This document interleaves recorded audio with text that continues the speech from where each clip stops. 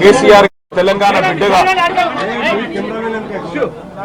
తెలంగాణ రాష్ట్రం కోసం పోరాటం చేసిన ఒక కార్యకర్తగా కేసీఆర్ గారి సైనికుడిగా స్వచ్ఛమైన మనస్సుతో నిర్మలమైన హృదయంతో స్పష్టంగా నేను గతంలో చెప్పింది మళ్ళీ చెప్తా ఉన్నా. తెలంగాణ ప్రతిష్ట పెంచడానికి, హైదరాబాద్ బ్రాండ్ ఇమేజ్ ని అంతర్జాతీయం చేయడానికి, హైదరాబాద్ ని ప్రపంచ పటంలో నిలపడానికి ఆనాడు రాష్ట్ర మంత్రిగా ఎన్నో ప్రయత్నాలు చేశాం. ఆ ప్రయత్నాలు చాలా మేరకు ఫలించి హైదరాబాద్, తెలంగాణ భారతదేశంలోనే ఒక ప్రధానమైన నగరంగా ప్రపంచ దృష్టిని ఆకర్షించే స్థాయికి తీసుకొచ్చే విధంగా పనిచేశాం.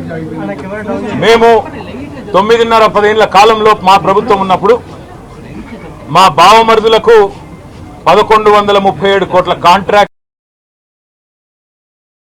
చేయలేదు. మంత్రిగా నేను కౌన్సిల్లో కూర్చొని, కౌన్సిల్ ఆఫ్ మినిస్టర్స్ లో, కేబినెట్ లో కూర్చొని నా కొడుకు కంపెనీకి కాంట్రాక్ట్లు ఇచ్చుకోలేదు. లేదా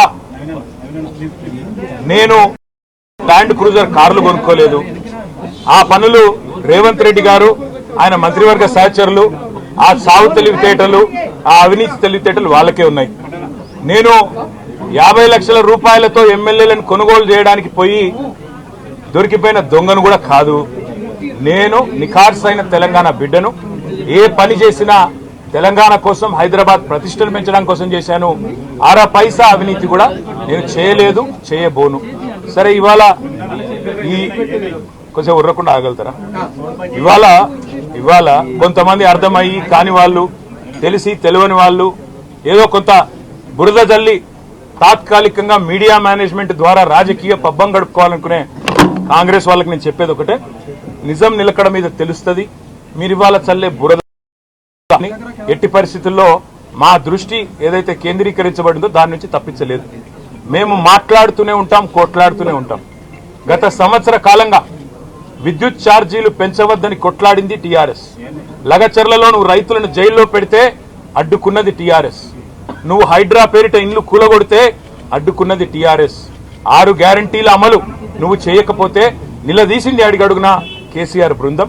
తప్పకుండా మా దృష్టి మేము మళ్ళించాం. నువ్వేదో నా మీద కేసు పెట్టి నన్నేదో చేసి దానివల్ల మా పార్టీ క్యాడర్ను, మా నాయకత్వాన్ని నువ్వు దారి మళ్లింపు, దృష్టి మళ్లింపు దిశగా ప్రయత్నం చేస్తాను అనుకుంటున్నావు రేవంత్ రెడ్డి. అది నీ వల్ల కాదు. ముమ్మాటికి నువ్విచ్చిన 420 హామీలు ప్రశ్నిస్తూనే ఉంటాం. నువ్వు ఎన్ని కేసులు పెట్టినా, ఇది కాదు ఇంకో 100 పెట్టుకో, ఇంకో 1000 పెట్టుకో, ఎదుర్కొంటాం. న్యాయస్థానాల మీద, ఈ దేశంలోని చట్టాల మీద, భారత రాజ్యాంగం మీద మాకు సంపూర్ణమైన గౌరవం, సంపూర్ణమైన విశ్వాసం ఉంది.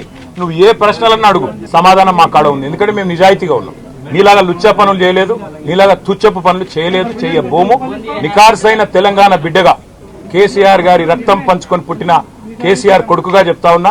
తెలంగాణ కోసం అవసరమైతే చస్తాను తప్ప ఎట్టి పరిస్థితుల్లో ఇట్లాంటి లుచ్చగాళ్ల ముందు మాత్రం తల వంచను. తప్పకుండా కొట్లాడుతూనే ఉంటా, పోరాడుతూనే ఉంటా. తెలంగాణ